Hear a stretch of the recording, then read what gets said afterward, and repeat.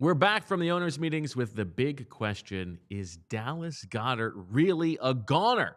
We'll talk about it next on the PHLY Eagles podcast with Devon, Jamie, and Zach. Big crew. Check us out.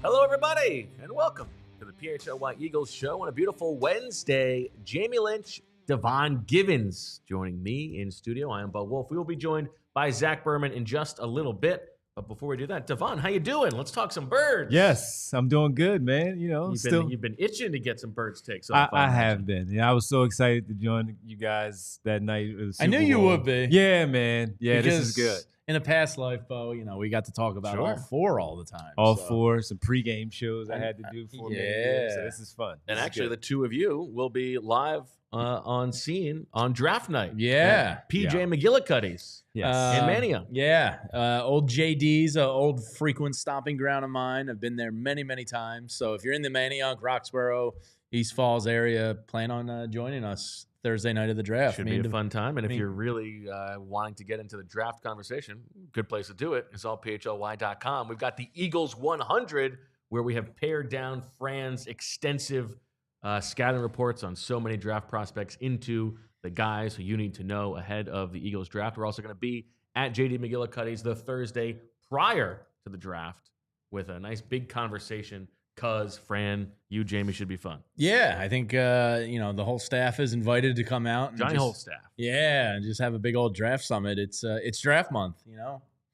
April Fool's is over. Now we're in the clear. Did you do any April Fools in the house? No, we talked about pranking the kids, and we totally forgot. Did you pull off any? Well, I didn't get home until midnight, but right. But Casey had wanted to prank me, and so they did. They hung a cup of a bunch of mishmash stuff so that when I would open the door, it would fall down on me. But Rachel didn't want it to actually make a noise at night, so she set it up as if it had been done, showed me what it was, and then gotcha. I was able to do a little. That's good parenting right there. Yeah. Pretty quiet of mine. Yeah, I did nothing. And it's always tough, too, because my grandmother's birthday is April 1st. Okay. So it's always one of those, don't do much, just let grandma, she's still young. One of my go-tos as a youth was to either get packing tape or Scotch tape, poke a couple holes in it, and then put it over the faucet. So that way when you turn it on, it would spray out in all sorts of directions. That's fun. That's a good one. A little bit of a Richard move by me, but that was one of my go-tos. That's fun. That's not bad. I'm going to teach that one for a couple of years from now. All right, let's talk birds. The thing I want to ask you guys about is how you feel about the Dallas Goedert situation. So just to recap, all three of the Eagles power players who spoke down in Palm Beach, Howie Roseman, Nick Sirianni, Jeffrey Lurie, all sort of spoke about Dallas Goedert as if he was already gone. And for instance, Jeffrey Lurie says, he was asked about it, and he says, so whether it's C.J. Gardner-Johnson or Dallas or Milton Williams, whoever it is, we've got to do what we think is best for the franchise in terms of winning big, but it's for all of us. These are not names; these are human beings. What we've really been through with them, all that stuff. But he's lumping them in with guys who are actually already gone. And on the one hand, that makes sense to me, that everything that they have talked about this offseason about you don't want to pay the middle of the market, you want to pay your superstars and not your other guys, and the amount of money that Dallas Goedert is making or set to make next season is probably more than they think he deserves, given as injured as he has been. And yet, I'm a little bit, my spidey sense on they're doing so much of it. They're going so aggressively, we love Dallas, but he's basically gone, that I am now starting to wonder if this is their way of negotiating and just trying to get him to come back on a cheaper number. So from a how much will you miss Dallas Goedert if he does leave? Where do you stand, Devon? I would miss him a lot. Number one, because look, when the Zach Ertz part started, when Zach Ertz looked like he was tailing off a bit, they made the decision to draft Dallas Goedert to have the replacement in-house in the event that it was time to move on, which they eventually did with Dallas Goedert.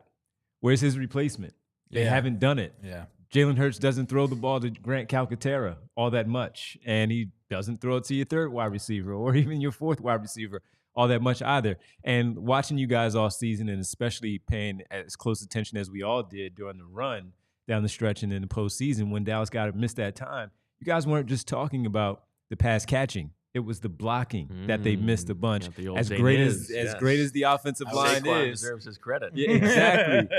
as great as the offensive line is and was, and we'll see what they look like with some some replacements there going into next season. But Dallas Goedert is a big part of their blocking as well. So when Grant Calcaterra was out there being a blocker or having another tight end there when they go 12 personnel, because they need to try to make sure that they do everything they need to create those spaces for Saquon Barkley or whomever was running the football, you missed that part. So for me personally, yes, I would miss him because he has made a huge impact on this offense for many years now. He's made big plays. The Saints game we talked about earlier in the season, the fact that he'll have a 10-catch game out of nowhere because of whatever the focus is, you try to take out the other two wide receivers, and he's the focal point.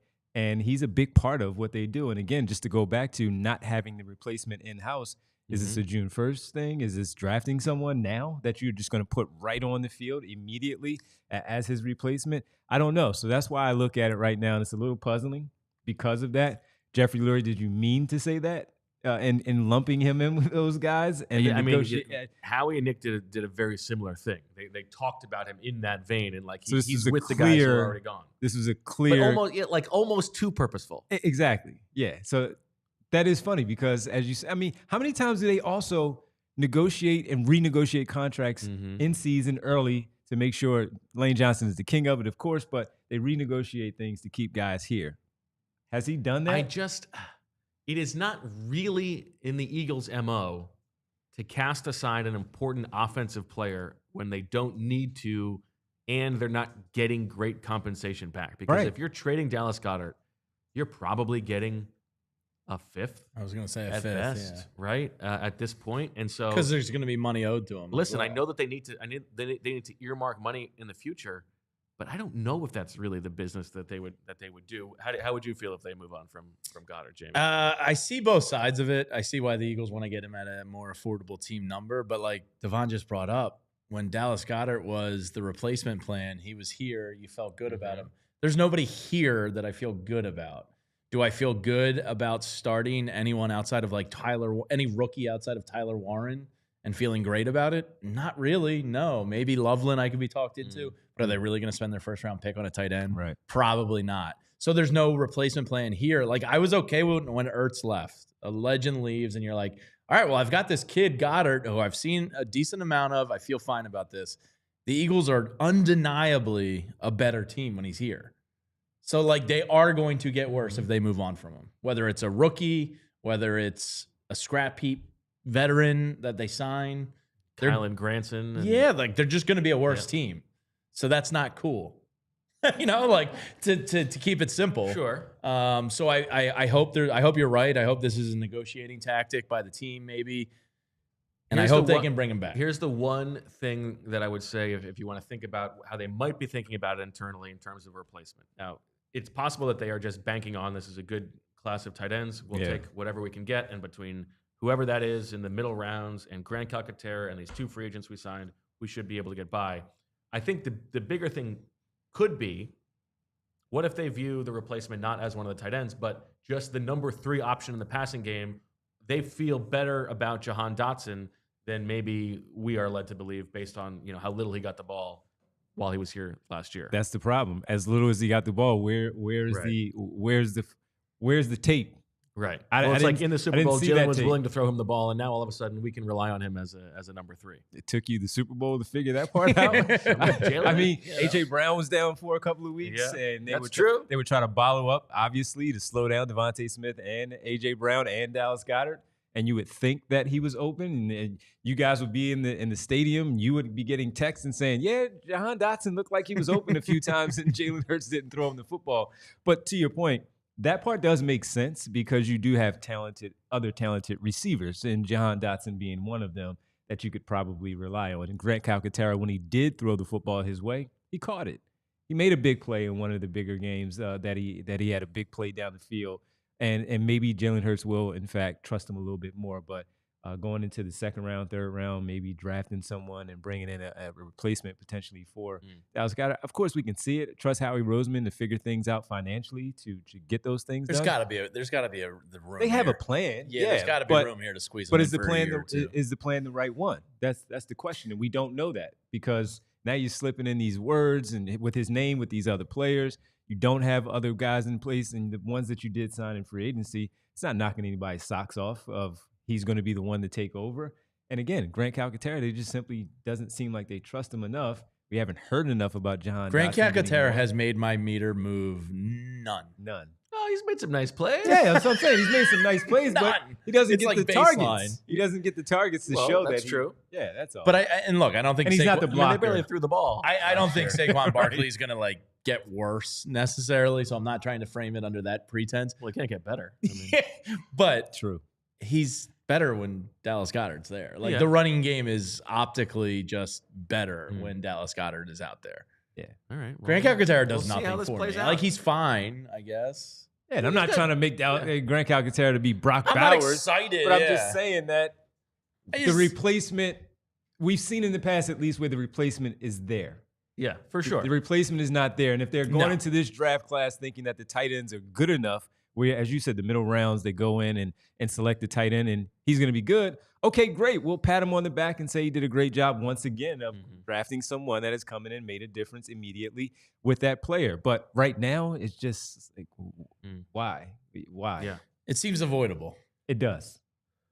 All right, Devon, you got to get going in a minute. Before you get going, how do you feel about the Tush Push? You know, everybody's talking about the Tush Push. Do you feel like you need to be inserted into this conversation? I do. Ooh, inserted into the Tush Push. All right. Interesting. Yes, I don't think that was a mistake. I do need to be. I do need to share my thoughts on this conversation because it is very, very weak what the other NFL teams are doing. This is really, really weak. The fact that you can't figure out how to execute the play as well as, or execute it well enough defensively to stop it and slow it down.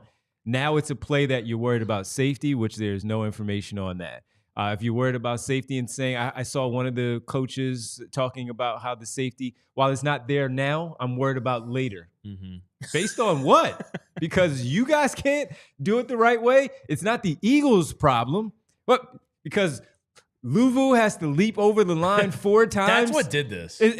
I mean, come on. I mean, really, this is really bad. As for the toughest guys in sports to go out there. There is some real beta energy to it. Yeah, I mean, they have to go get Roger Goodell involved. The toughest guys in sports, and I gotta take a step back and say, you know what, this is not bad. We can get hurt.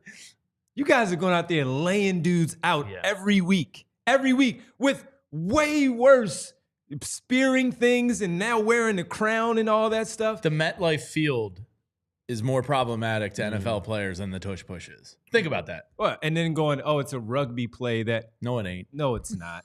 No, it's not. It's a quarterback sneak that they have found a loophole in it in a way that you can't stop it, that in a way that they did it and you can't stop it, and everybody's got their backup because we're all smart. We're all the best football people.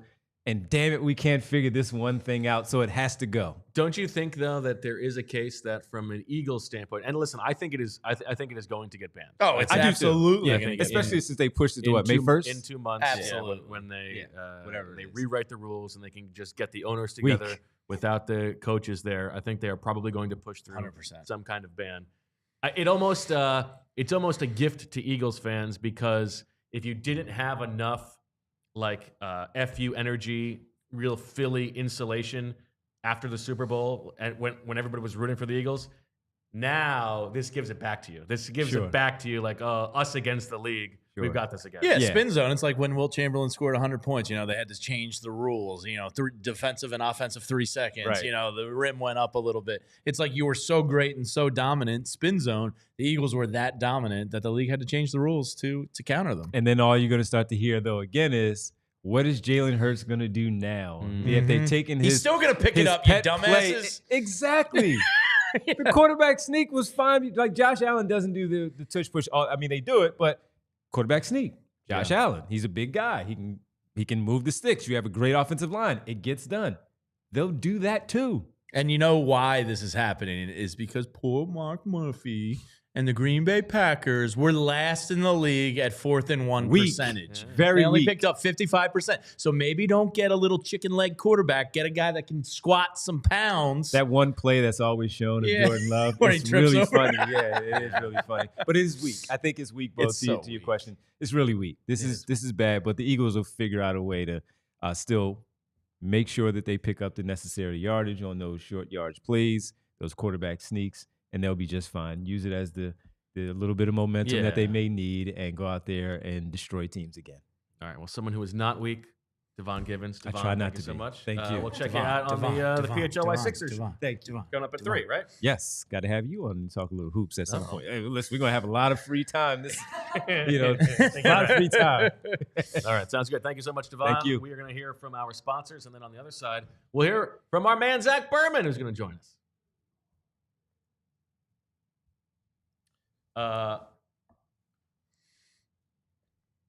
Did you hear about this, Jamie? No, I did not. Did you hear about this guy who was going around trying to convince the owners and the people to vote against the Tush Push, vote for the ban? Oh, no. Yeah, he's like, It's me, Shady Ray. You gotta vote against it. Here's $100,000. no, not the Shady Ray we're talking about. We're talking about our friends at Shady Ray's Sunglasses. Their sunglasses have durable frames and crystal clear optics, making them the perfect choice for all outdoor adventures. I don't know if it was the Florida Sunshine Bow, but yours that you wore in the VOD, they really popped. But you know what? I meant to mention it in the VOD. Yeah, you did in the first one, and we had to retake. Because I did vertical, and we got to do horizontal, and I forgot to mention the Shady Stupid Rays. production. Give them the extra pop. But guess what? Giving them the pop now. Love my Shady Rays. Wear them all the time. And if you don't know Shady Rays, well, Shady Rays is an independent sunglasses company offering a world-class product rated 5 stars by over 300,000 people. All kinds of colors available, all kinds of shapes available. Shady Rays are fantastic. I am a Shady Rays evangelist. And part of the reason is because they have the best protection policy that you will ever find. If your shades go missing or take an unexpected hit, don't sweat it. They have the most insane protection in all of eyewear. Every pair is backed by their lost or broken replacement program. And if you don't love your shades, you can exchange for a new pair or return worry-free within 30 days. There's no risk when you shop. Their team always has your back with personal and fast support. PHLY viewers and listeners, go to shadyrays.com and save 35% off polarized sunglasses with code PHLY. Over 300,000 people have rated Shady Rays 5 stars, so use code PHLY today at shadyrays.com. And let me tell you about our friends at Bet365, because whatever the moment is, it's never ordinary at Bet365. There's over 90 million users worldwide. That many people just cannot be wrong. There's no way. They stream over 780,000 events every single year. And while the NHL and NBA seasons are winding down, they have the best early payout offers in sports. With the early payout offer with Bet365, you're a winner when your team in hockey gains a 3-goal lead with an instant payout right there on the spot on straight bets and parlay selections, which are marked as winners. In basketball and NBA, if your team goes up by 20 points at any point in the game, instant payout right there on the spot. And if you're betting against the Sixers and you're a smart person fading the Sixers, you might get that instant payout offer a fair amount, because I think it happened last night as well. And right now, new customers can get $150 in bonus bets when you bet just $5, win or lose. Sign up, use that code PHLY365, deposit $10, place a $5 bet, and get those $150 in bonus bets. Again, win or lose. It's going on now. Breaking news, new customers get that $150 win or lose. Bonus bets can be used on spreads, totals, player props, futures, and more. And whatever the moment, it's never ordinary at Bet365. Must be 21 or older and physically located in PA. If you or someone you know has a gambling problem and wants help, call 1-800-GAMBLER. All right. Do we have our man? We do. Ladies and gentlemen, please welcome to the show our Eagles insider, the man himself, Zach Berman. Zachy. Hey, good seeing you guys. It's great to be back in Philly. Great to be on the show. I enjoyed the first segment. I was envious. I wanted to be involved in the conversation. I actually think of the three, I agree, or I think Bo has what the Eagles are thinking nailed down the best. In that, I think they're looking at it like the third receiver spot can kind of provide what that Goedert spot provided, that they can get by with what they had, and then they can go with the third receiver spot otherwise. Julia's derailing the show, Zach. Pay her no mind. No. Julie's doing great. So I hear what both Jamie and Devon were saying regarding like the lack of options at tight end, that it's not appealing. I just think they look at this offense and they see AJ and they see Devontae and they see Saquon Barkley and they see that offensive line, and they're like, we'll be fine, because I think they thought they were fine in the games Dallas Goedert was absent last year, despite what Professor Selman said. How are your travels, Zach? I had a great time. Well, it's always good being home. It's always good coming home. It's I talk about efficiency a lot. I get that. I probably overstate it. There's an old school part of me that I don't know if you guys feel this way. After you're away for a long time, I love opening up the mail. Right? What? Like the mail. Yeah. Really? Yeah. Yeah. Because what do you get interesting in the mail ever? I hate the mail. Oh, I got it was my birthday, so I got like birthday cards. We missed your members. birthday. That's nice. And then so when you got back from your actual trip and then went down to Florida, you didn't make it home in that interim. Oh no, I've been away for 12 days. Got it. Okay. I haven't been home right. in 12 days. Okay. Yeah. So I turned on my computer and it was all my like stuff I was working on back on March 21st, right? Or 22nd. So and then I get just looking through. All right, outside the birthday exception here, what else is exciting? Nice, yeah. I got a Derby Thank party you notes. invitation the other day, but outside of that, the mail sucks. Thank you notes. I got a nice thank you note here from Claire and Sean Grieve. Got Former MLB player Sean Green. These tax documents I don't enjoy seeing, but yeah. But no, I opening up the mail I enjoy. Really? Okay. Yeah. The actual travels were good. The actual travels? Yeah, the travels were fine. I passed out last night writing, and like I was just exhausted. And so do you write in bed? With a computer on the couch with my computer on my lap or chest or whatever. Have you ever found yourself sleep writing? Yes, I woke up at 5:15. I finished a story on Jeffrey Lurie that everyone can see on allphly.com. Please be a diehard. Subscribe now. You can get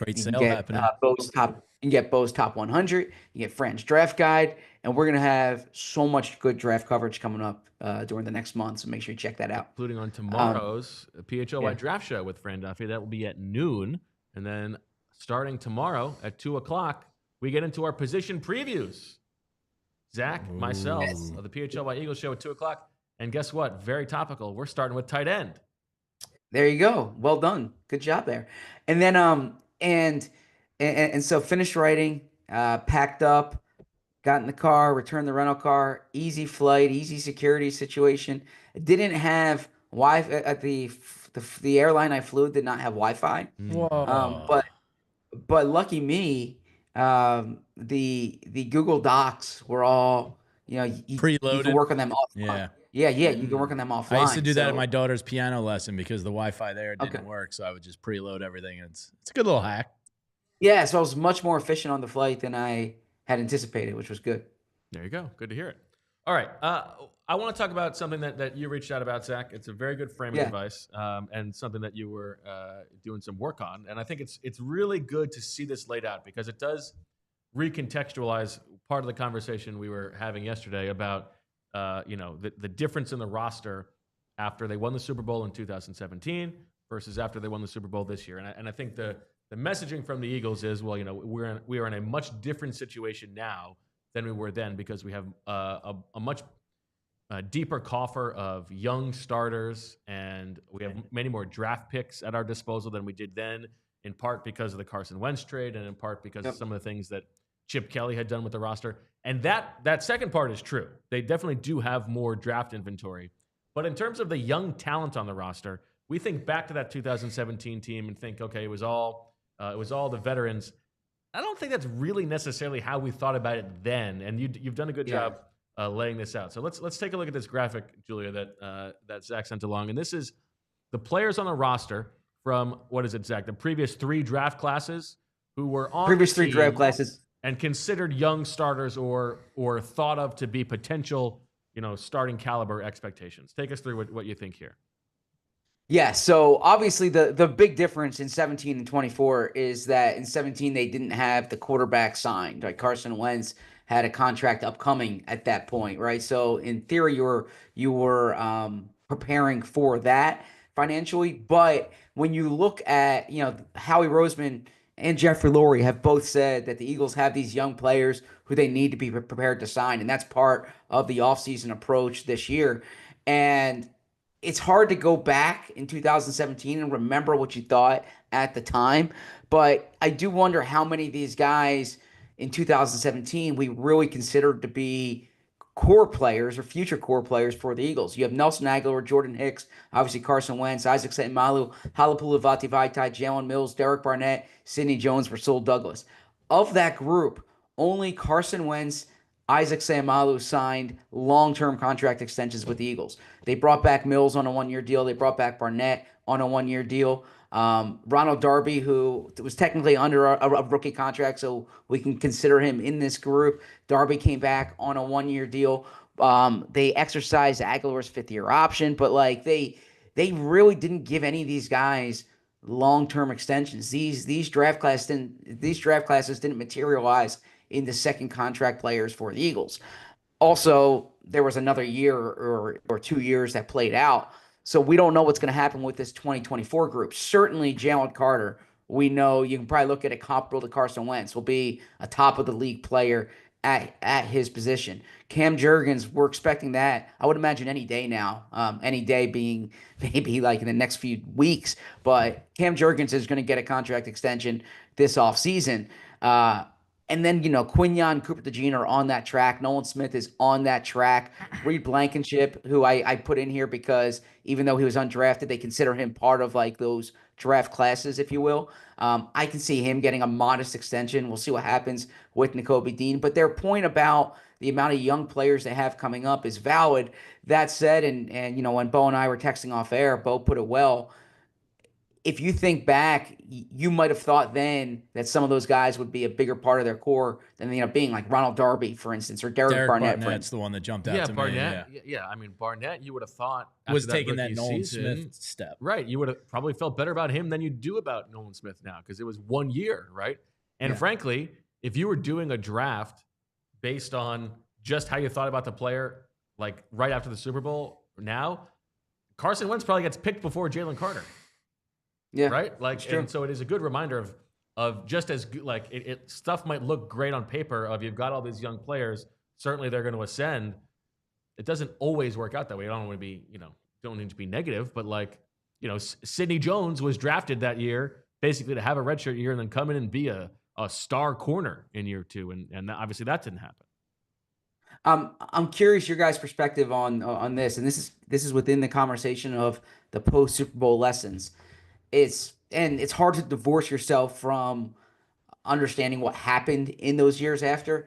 But if you look at the 2018 offseason, do you think Howie would give Nigel Bradham the contract extension if the Eagles had just won. If you take the 2017 circumstance, if you reverse the 2 years and you kind of have the lessons from that, do you think Nigel Bradham is a profile player the Eagles would have given a contract extension to this offseason? This offseason. This offseason, yeah, because they. I'd have to think yes, right? And that's a weird framing that I gave, but in 2018, like that was one of their moves, is they re-signed Nigel Bradham, and I was wondering, is that comparable to them re-signing Zach Bond?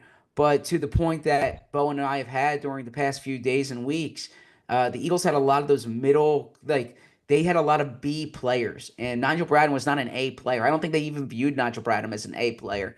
I'm not sure they would have given Nigel Bradham that contract with kind of the approach they're taking now. Frankly speaking, if we even extend this, I'm not sure they would have given Tim Jernigan the in-season contract extension, because I think they're much more focused now on like, all right, is this guy a true difference maker? And if he's not a true difference maker, is he replicable to a certain percentage of what, of a guy you can get on a rookie contract? Because frankly, I think that's how they looked at Milton Williams this offseason. They liked Milton Williams. He's a guy they really like.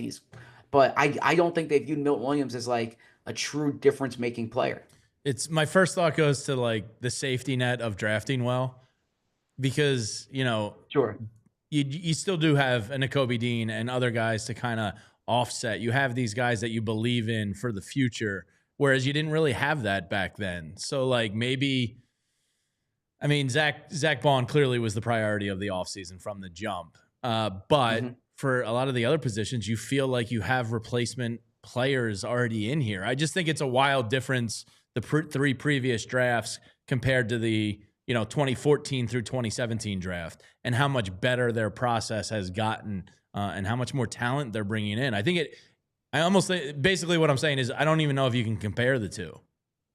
But I think to see it laid out there, and to think it's back wild. to then, you would have thought that they were doing a very good job with the draft, at least in the 1 year or the 2 years since Howie Roseman got back. I thought Sidney Jones was a great. You traded up and you got Carson Wentz. You got yourself a franchise quarterback. That you nailed that, and you got Halapula Vati in the 5th round. That's an overperformance, and that was not a good year for Isaac Seumalo, but you still had hope for him.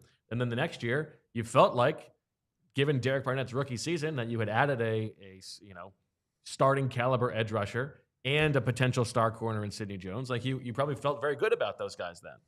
But I think like re-signing Jernigan in season, like you might not have felt good about the depth behind him. Like, oh, I have to get him to keep him. Yeah, now that's true. you have like an Ajomo. I think that's true. I just think it's the trickle down of having good drafts. Is like you have replacement level players. I think the question, Zach, so I guess that's more in your framing of it is, have they changed philosophically in not wanting to pay that middle class of player, or is it specific to knowing that they're going to have several very high market extensions coming down the line?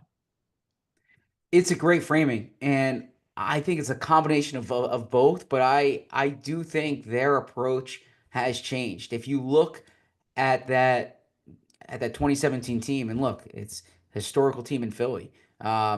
It's as Jeffrey Lurie said yesterday, it's incomparable. But it was a team filled, frankly, with a lot of middle of the league contract players, not top of their position contract players.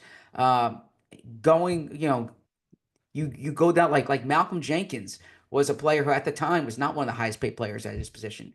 Brandon Brooks, Rodney McLeod, these were players who, when the Eagles took a deliberate approach in free agency not to pay top of the market. And that's not what the Eagles are doing here. A.J. Brown, Devontae Smith, Lane Johnson, Jordan Mailata, Landon Dickerson. These guys are like top five paid players at their position. Back then, Fletcher Cox really was like the outlier there in terms of guys, and Jason Peters too. Fletcher Cox and Jason Peters were guys who were paid top of the league at their position. Otherwise, it was a different roster building approach. The other interesting thing too, and this goes to what Jamie was saying about the benefit of drafting well. If you guys had to guess off the top of your head, I'm sorry to put you on the spot. This. How how many homegrown players the Eagles had in their starting lineup, and we'll include Vitae, right? Including Vitae, in their starting lineup, not for the Super Bowl, but as like if you wrote down their 22 starters from that team, including Vitae over Jason Peters, how many would you guess they had? 7.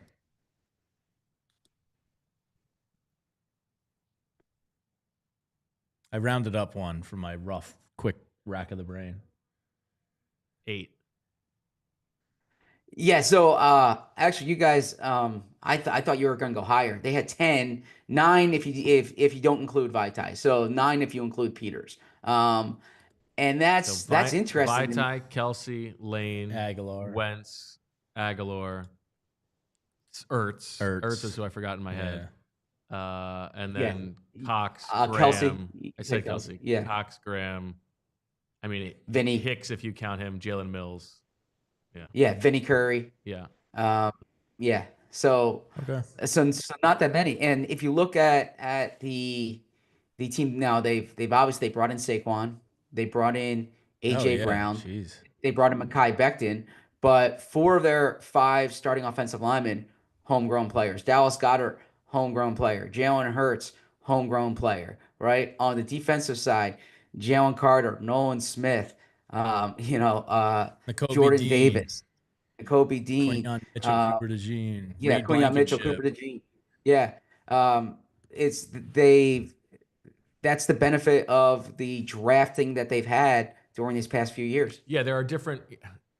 You're right. There are 2 different roster building philosophies, and there are 2 different cycles. Like if you think about, if you're doing a Madden franchise, right? When Reed's doing his Madden franchise, right? Yeah. If you're starting from the beginning, you can do the collection of middle tier players and build a roster that is deep and good everywhere, and maybe only great in 1 or 2 places. But if you are nailing the draft consistently, and if you are bringing in, life is so much easier. Eventually bringing in star caliber players, you can't do both. You can't pay all the good guys and retain the great guys. Yeah. You do have to borrow from someone. They're at the pivot point of having to pay for their drafting well. Right. And I think they are getting ahead of it a little bit. Yeah. But that is but only by a year. Right. Basically, it's Jalen Carter. Yeah, one of my laments, frankly, is that like I love being part of the Philly media, right? But there's nowhere else I would rather cover sports. But it's a big butt. Because there's there's a huge butt here. Ooh. Right? But Samuel. Tush push. Because there are so many of us, anytime we talk to Howie Roseman, there's never like the actual like conversation about roster building philosophy. It's much more like bounces from this to this to this. I would love if like we could sit down for Howie with Howie for an hour on our show and have these conversations. Like, how did this evolve? And because I do think there was an evolution. I do think if I had to speculate, Howie studies other sports and he sees the way that is. And I think that there is this like the term irreplaceable players is something that I think really factors into this, is that they want to get as many guys who are unique, who are impossible to replace, and though they think they can get by with those B or C players. The chat is already very interested. They want an entire offseason show on ZB's laments. We can make this a whole VOD, Zach. I'm game. Yeah, ZB's laments are physical male. I would never want to. I got a text about that already, Zach. My laments about the physical male. Yeah, they said Zach might be the only person under the age of 80 that likes physical male.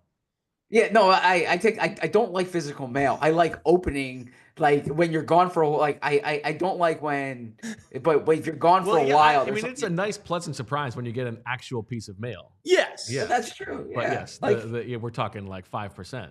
Once a month. I got my grandmother sent me this nice card here. Does she still do cash? Does she slip a 5 ski in there? No, she doesn't do cash. Straight Zelle and Cash App from Grandma. I got it. And then Yeah. So you get some stuff here that you like going through. Nice thank you note here. Um, in any event, as the laments would typically be things that I did poorly on the show, or writing wise, or reporting wise, or social interactions that I would like a do over on. Bill walking in with a fresh cut. Oh wow, no to see long that. hair. Yeah. Whoa. How about that? Should That's a check big it, check development. out the flyer show today. Got to see this new cut for Bill. All Shocking. right, Zach, you're gonna stick with us, right?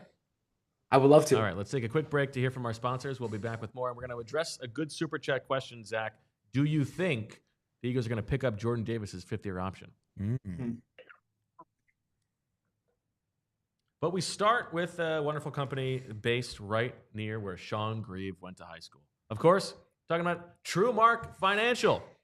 Guess what April is, Zach? It's draft month, but it is also Financial Literacy Month. And I've got something that's going to help you off the field, teaching your kids how to handle their money. If you are a TrueMark Financial member, you've got a fantastic opportunity to help your kids and teens learn to earn, save, and spend wisely with a free Greenlight account. Now, Greenlight isn't just any app. It's a game changer for your kids, whether they're setting savings goals, learning how to track their spending, or even getting their allowance. It's all right there at their fingertips. And get this. Each kid gets their own debit card. That's right. They can make purchases, learn how to budget, and build real-world money skills while you stay in control from your phone. You get peace of mind, and they get the chance to make smart, responsible choices with their money. So, if you are looking for a way to teach your kids some financial plays this Financial Literacy Month, can't recommend Greenlight and TrueMark enough. It's like training for life's biggest game. Head over to TrueMark.com, TrueMark.com/Greenlight. Get all the details and sign up today. Don't miss the chance to set your kids up for financial success. And just like your favorite team needs their home field or home court advantage, you need the same in your house. And the jingle you've known and heard for ages, Empire Today. They're the flooring experts, dedicated flooring professionals who focus on flooring every single day. And look, I hate big box stores. Nobody likes going around there. You get lost. You can't find somebody to help you. Well, Empire Today doesn't do that. Why? Because they'll come right to your house. They bring the experts right to your door with their showroom right in their hands. And you pick the flooring and the right colors for your space. You can get precise measurements taken and have all your questions answered right there, so there's no surprises at all. With Empire Today, you get clear, upfront, and all-inclusive pricing. Plus, you can schedule installation as soon as the next day. Nobody likes waiting. It's nice to just get immediate gratification. So schedule a free in-home estimate today, because some things are just better at home. PHLY listeners can receive a $350 discount when using promo code PHLY. Yes, you heard that right. A $350 discount with code PHLY. Restrictions apply. Visit EmpireToday.com/PHLY for full details. All right, Zach, let's address this super chat question from Conan, who says, do you guys think the Eagles will exercise the fifth-year option on Jordan Davis? I'm leaning yes, he says. It's a good question. I am leaning toward them keeping him. This might be me kind of pandering to my own column, but I still think there's a chance that they try to give the contract extension as opposed to the fifth-year option. Yeah, right? They can't do the fifth-year option, right? They can't Well, spend that's this what I'm whole saying. time talking about we're not paying B players A money and then give Jordan Davis $14 million when he plays 30% of the snaps. Yeah, so that's why I kind of think a better strategy would be like the 2-year contract extension or 3-year contract extension, where you're not paying what the fifth-year option value is, but you give him. What does he get on the open market this offseason? Well, that's because it's hard to separate the upside from the player. Like Javon Kinlaw, who had he got $40 million, right? He was not even good last year. Yeah. And he's still getting paid based on the promise he showed as a draft pick, even though this is his third team since then. Like, now I understand the person who drafted him gave him that contract, so that factors into it. But Jordan Davis is what, 25 years old, 26 years old. There's times if you just isolate the film, you can sell yourself that wow, Just this turned guy's 25, a true Zach, difference yeah. maker. Just turned 25. He had a good and playoffs. off the exactly. So I think he would really get paid. But Bo's point is accurate that $14 million for the role that he plays is allowed. I think that he's going to play a bigger role next season. I think the compromise would be to give the contract extension that lowers the fifth-year option number, but keeps him as a part of the Do team. you think there's uncertainty within about his, or is he a fully baked pie? Do you think there's people in that building that still think he can get better and play 45, yes. 50%? Or do they believe this is what Yeah. he is at this point? No, I think they think there's still another gear for him to get to. Then the extension's what makes sense, right? If that's the belief inside. Yes, because Bo, I think it's a lot of money to pay someone based on the role he has now, and a fifth-year option puts you in a weird spot there. I think a contract extension is a better play. Can you explain the mechanics of the option and how if Sure. you decline it, like what that then means? Yeah, so if you decline the fifth-year option, then he's on the books next year, then he's a free agent next offseason. If you accept the fifth-year option, which is 12 to 14 million, it would be so he's guaranteed that money if he gets injured this year, right? So you exercise the option. That's a guarantee. So if he were to get hurt this year, he's on the books for that number.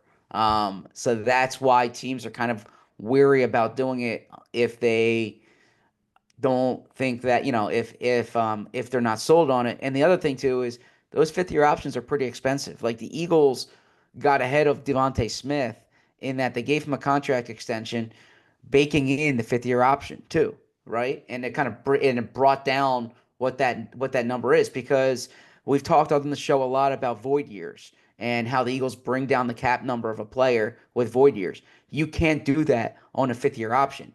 Jordan Davis would be on his cap hit if they exercise the fifth-year option, would be the entire fifth-year option, which is very unlike the Eagles to have that type of number. So that's why I think a contract extension makes if you're it's like why they never do the franchise tag.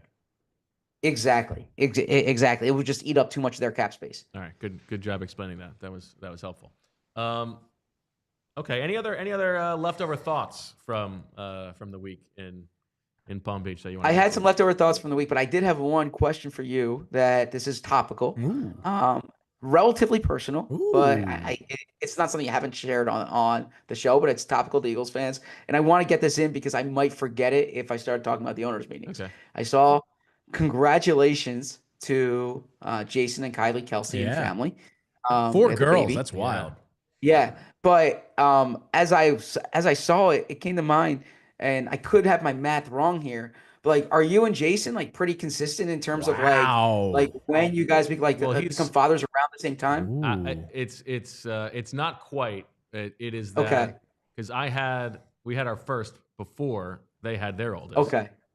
And then they squeezed in 4 in the span that we're squeezing in 2.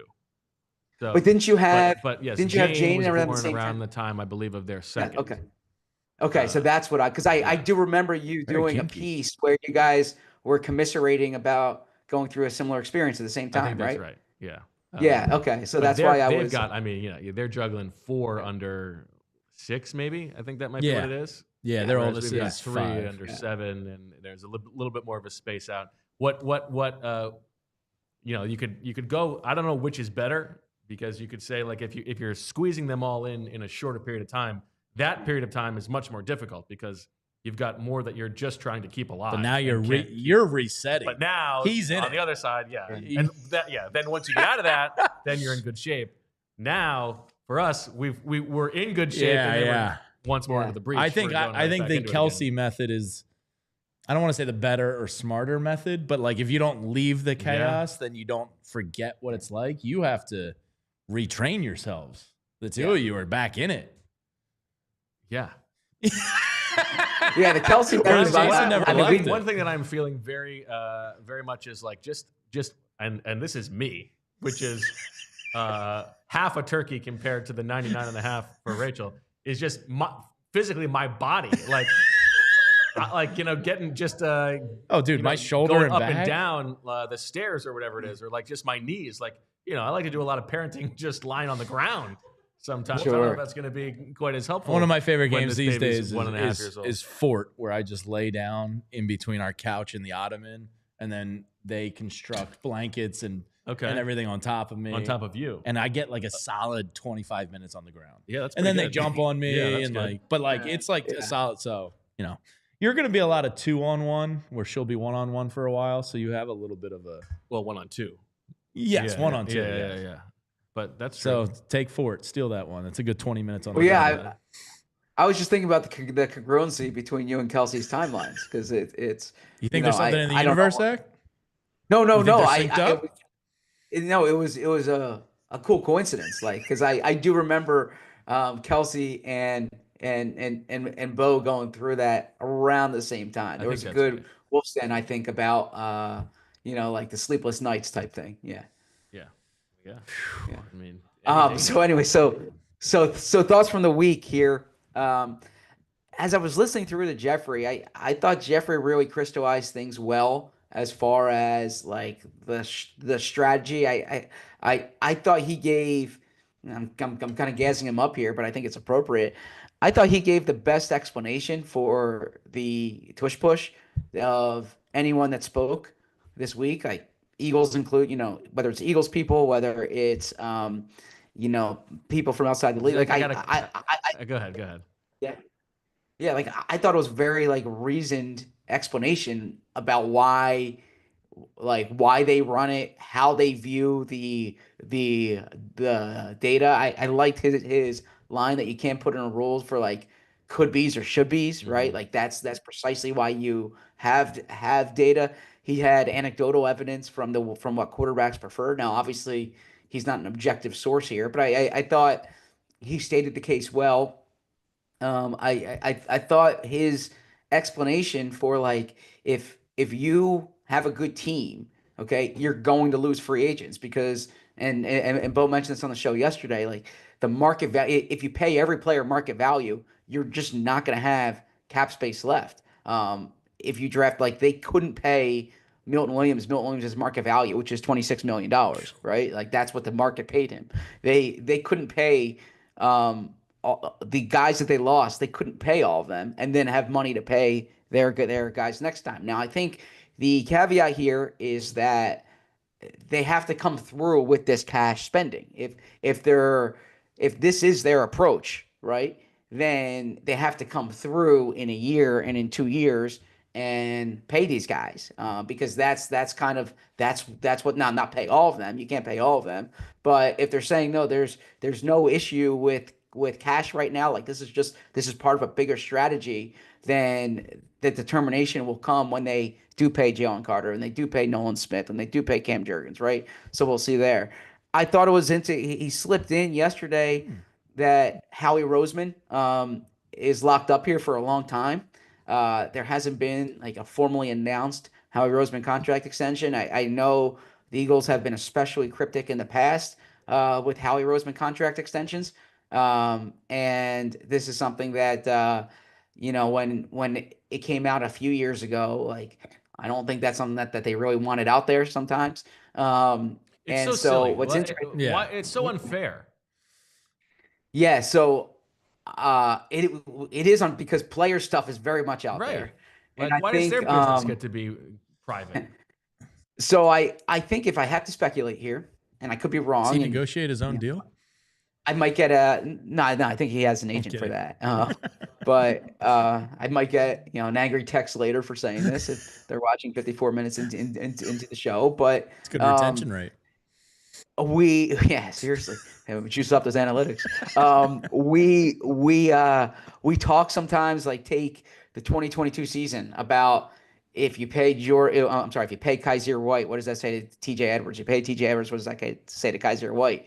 There's often this idea that like the coach and the quarterback the coach and the GM are congruent in terms of timelines. A matter of fact, the last time the Eagles publicly announced a coach contract extension and a GM contract extension than it was after the last Super Bowl, 2018 offseason, because I was actually looking at that offseason today, prepping for the show. They announced Doug Peterson and Howie Roseman contract extensions on the same day. And a big thing in that press release that day, and Jeffrey Lurie even spoke that night, is that the coach and the GM are tied for the same period of time, right? And that's one thing that you hear. If this is the case that Howie Roseman has signed a contract extension already, and Jeffrey Lurie said yesterday he's locked up for a long time, then that means there's been a period of time, however long that is, when Howie Roseman has been locked up and the head coach has not been. So I think that's probably why they're especially cryptic on this. It's a very good point, and you would also add to that, if this was like players and you knew all the contract details, guess what? In Philadelphia, the GM's making more money than the head coach. And there will be other and it would be reflective of how the power dynamics work in most organizations, because I'm sure there are a lot of places where the head coach is making more money than the general manager. Yeah, that's a valid point. That's and GM contracts are not as public as head coach contracts are. And there was a podcast that Bo and I've joked about in the past about Thomas with Thomas Dimitroff. Great guest at the Super Bowl. Thank you, Thomas, for coming on from Super Sports. But in Thomas Dimitroff's podcast, he would ask all these GMs, like, why don't you think GMs get paid more when they have such an important job? And you know what? The honest answer to Thomas Dimitroff, the one that he's been searching for all these years, is because it's not public. That's a good point. If they wanted to get paid more money, they should make it public, and then you can say, why am I getting paid 1/10 of Christian Kirk? Yeah. Chris Ballard's the most overhyped GM in the world, and he's getting $5 million. But I've said this for a long time, and I stand by this.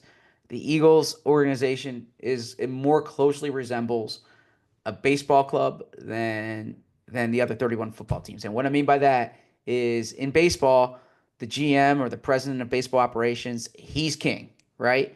I shouldn't say he's king. He's the big deal in the organization, and the manager tends to be viewed as fungible to a certain extent. Absolutely. Dombrowski is king of Phillies land. Rob Thompson is simply a passenger. Yeah, Brian Cashman with the Yankees. You go on down the list. The baseball GMs, everyone knows the baseball GM. Or if you're a baseball fan, you know the baseball GMs. You might not know the baseball managers, right? And it's kind of been, even though the baseball manager talks twice a day and is like the public face there, the GM is in charge. And we've said it, that most NFL franchises are coach-centric organizations. The Eagles are very much a GM-centric organization. And it's a model that they've used now going back to 2016. And at one point, it was, when there was more skepticism about Howie, it was kind of viewed as like Howie put it this way to protect himself. But I think now if you gave Jeffrey Lurie truth serum, I think he would say Howie Roseman will be harder to replace than Nick Sirianni. Absolutely. And I say that because they've won a Super Bowl with two different head coaches. Jeffrey Lurie, every coach he's hired has made the playoffs within his first 2 years, has had double-digit wins within the first 2 years. And I think that he views Howie's talent as harder to replace than Nick's talent. And you're often, in every line of work, you're paid based on how replaceable you are. Like, the reason why Christian Kirk gets paid more than GMs is because it's harder to find someone who runs fast and catches the ball that well than it is to find a GM. So often. He's going to be the highest paid GM in the league if he isn't already. I would be blown away if that was not the case. What do we have a ballpark speculation number here? Are we talking between 5 and 7 a year? What are we guessing? I think we're probably getting irresponsible here. Well, that's why I'm here. You guys are the journalists. I'm the idiot. I don't want to put a number out without knowing. All right, I'll guess. I would say 6. All I will say is I would go up from that. 8. All right, maybe. It's good. It's a good gig. Maybe. Good gig.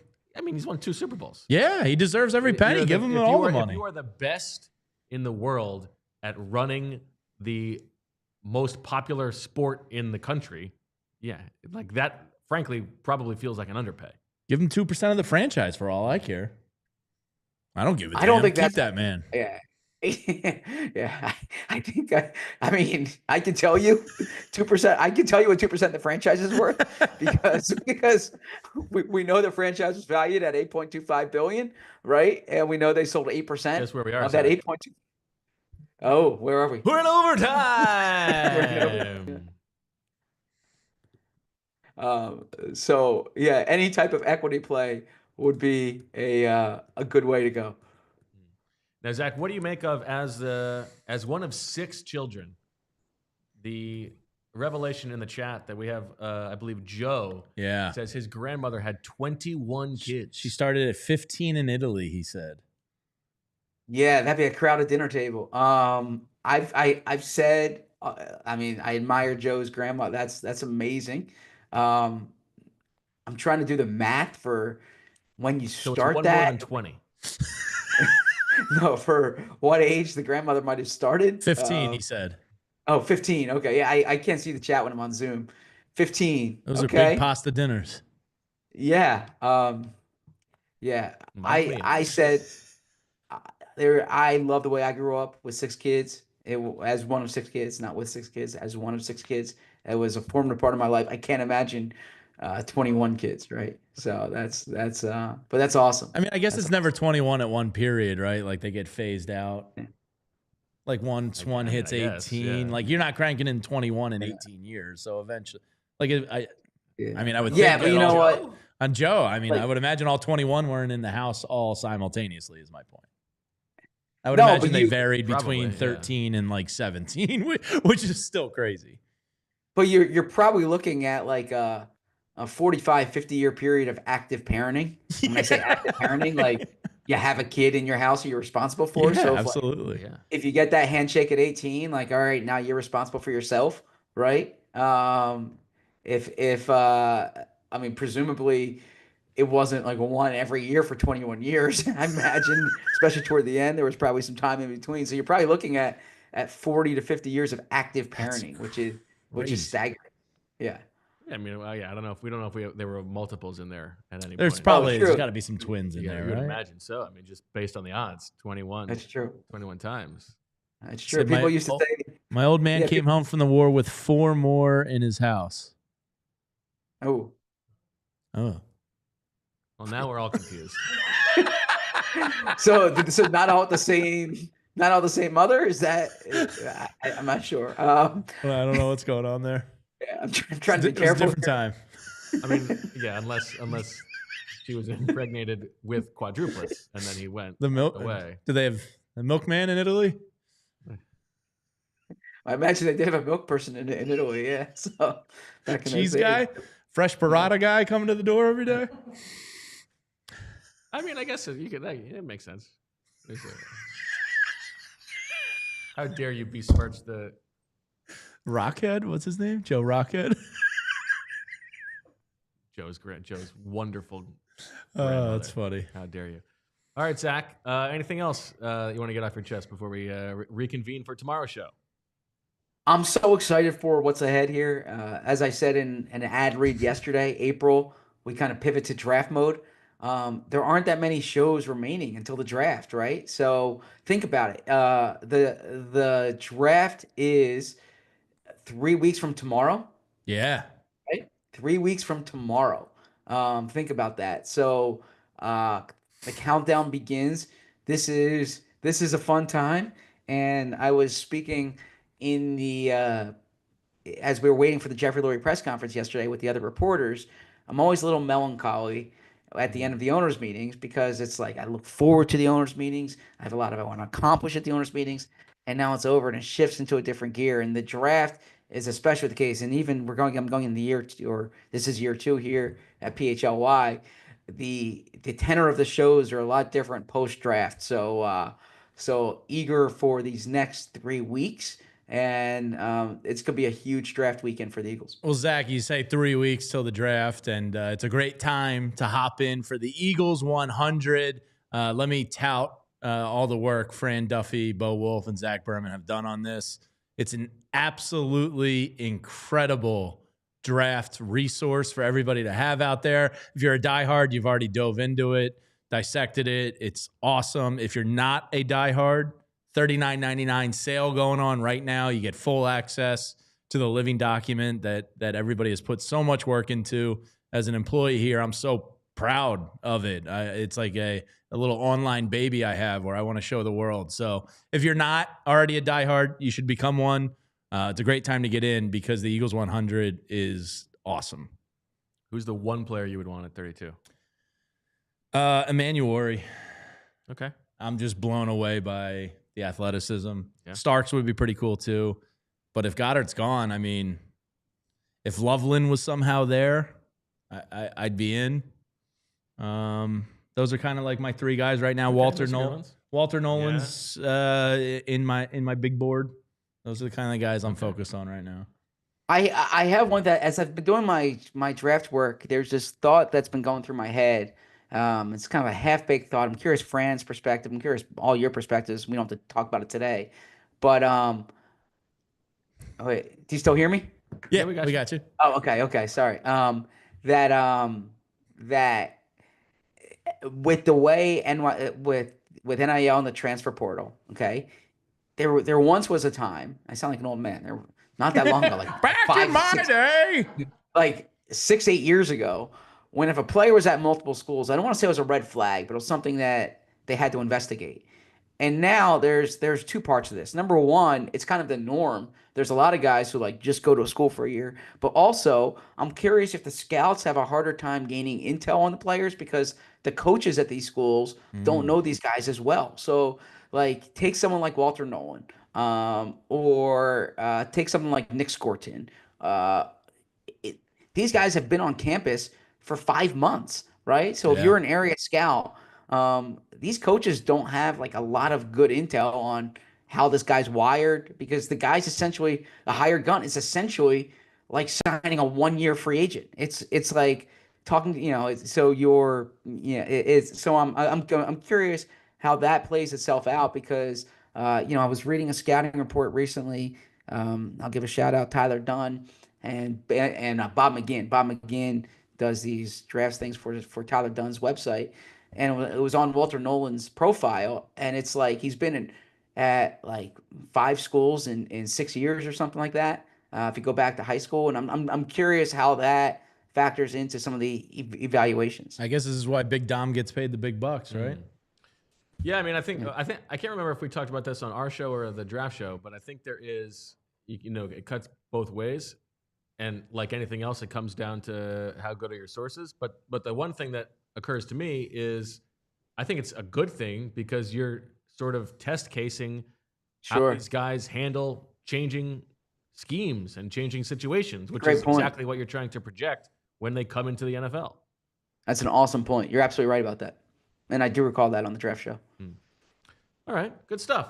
Look forward to getting more into that tomorrow on the PHLY Eagles Show at 2 Zach, o'clock. We're going to talk tight ends. I have some exciting news for you. I have a piece of physical mail here in the office for you.